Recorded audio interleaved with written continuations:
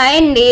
ఈ చిక్కుడుకాయ కర్రీ ఇలాగ నేను చేసే విధంగా చేసుకున్నారంటే చాలా టేస్ట్గా ఉంటుంది. నేను ముందు రోజే చిక్కుడుకాయలు వలిచి పెట్టేసుకున్నారండి. ఇందులో కొంచెం టమాటాలు ఎక్కువ పడతాయండి.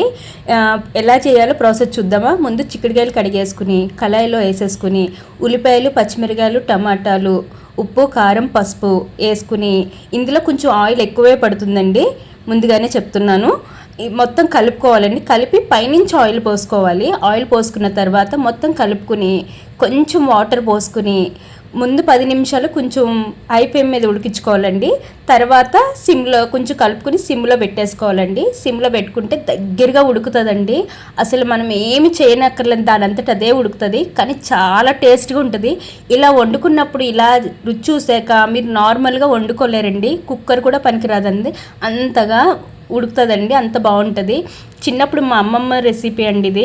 చాలా టేస్ట్గా ఉండేవారు. అప్పుడు పెడపొయ్య ఉండేది. పొయ్యి మీద అన్నం పెట్టేసి పెడపొయ్యి మీద ఈ కూర వేసేసేవారు. ఈ వీడియో నచ్చినట్లయితే లైక్ చేసి సబ్స్క్రైబ్